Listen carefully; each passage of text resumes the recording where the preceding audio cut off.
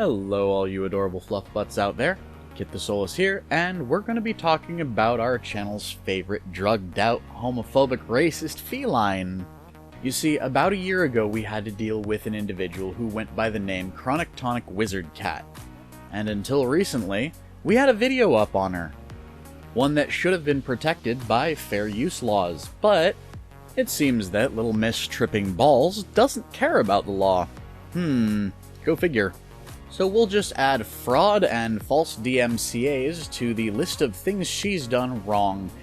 And now we're going to enjoy a little bit of a recap. And for the record, all copyrighted material has been removed from this video. Hello my fuzzy little friends out there. This time we're going to be talking about somebody who has flat out lost their mind, so let's preface this video with one of these, shall we? Everything in this video falls into and complies with fair use. Everything was sourced publicly. None of it required password protection to view. It was all from a simple Google search on the username of this individual. All video clips as well are compliant with the YouTube terms of service, as well as fair use. Which means, when and if the subject of this video tries to force me to take it down, I'll have an open and shut case against her for fraud, and yes, I will press charges if she tries to take down this video. Now, let's get into talking about this odd individual, shall we? Catalina, known on YouTube as both Black Rose Nile and Tonic Wizard Cat, is a Canadian YouTuber who was apparently part of the furry community at one point, but left the fandom. Long story short as to why? I'm guessing that somebody spoke their mind around her one too many times, and she flipped out and harassed them for it. Then when she got flack about harassing people, she probably left the community. Why am I coming to this conclusion?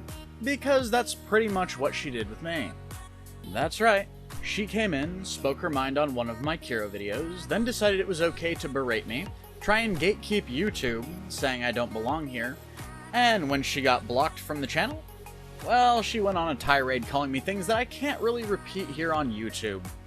So I figured I'd do a video on them, and oh boy. Did this ever get weird in a hurry?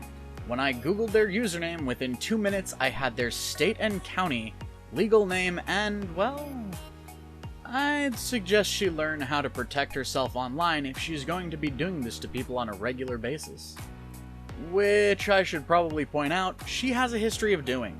A majority of the things she talks about on her other channel, Black Rose Nile, is essentially her cry-bullying at a bunch of people that she likely harassed to try to get attention.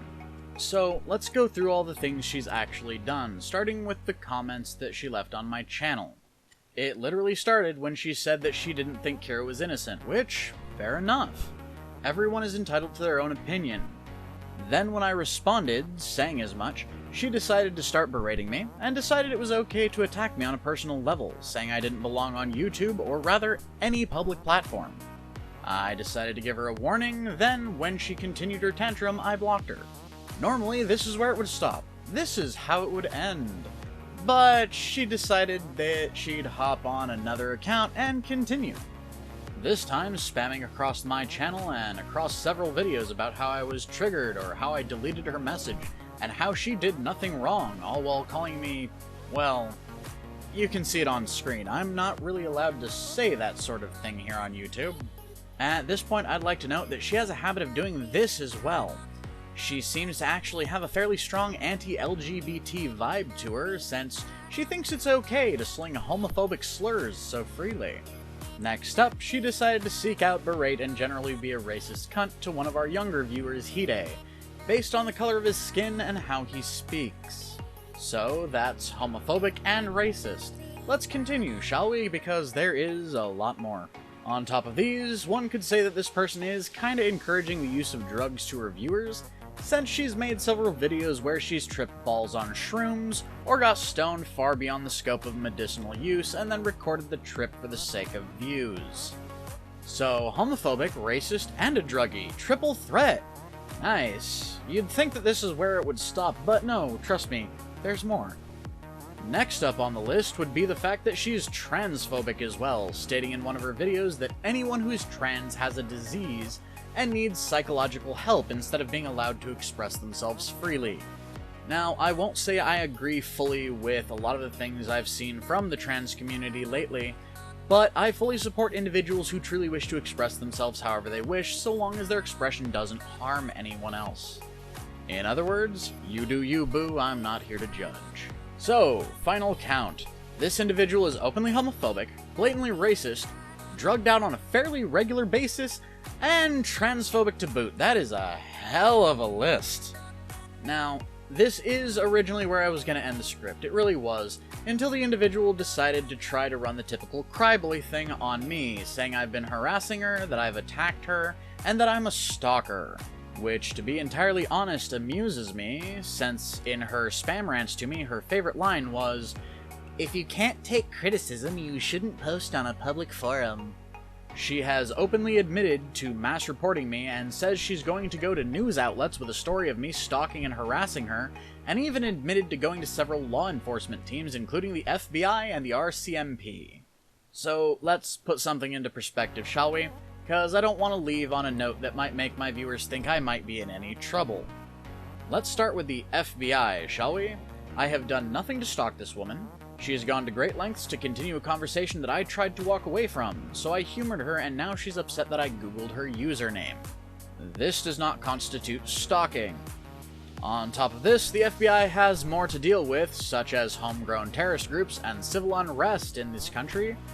They don't really want to have to deal with a simple case of, "He's a bully." Next up, let's talk about the news outlets, cause yeah, they're really gonna care about a YouTuber with, at the time of making this, only around 840 subscribers, who made a video on a smaller YouTuber because they harassed them. Sounds like a good read. Last but not least, the RCMP, which for those of you who don't know, actually means the Royal Canadian Mounted Police, or Mounties for short. They are the National Police Force for Canada, their version of Homeland Security, if you will. They also have no jurisdiction outside of Canada, so what can they do against an American citizen? Honestly, girl, did you think it was a valid threat to call the police of a country that I don't reside in on me? Come on now. Anyhow, if dear Catalina decides to continue harassing me, then maybe there'll be another video on her, but honestly, I'm assuming this video will be enough to scare her off, since it may help her realize that she's the one in the wrong here. And for the record, yes, she has the right to voice her opinion. Everyone does. I believe this is a right that all people should have. But when you go into something like a YouTube channel, which is technically a private-owned business, being uncivil, aggressive, and spamming the channel with obscenities and homophobic slurs?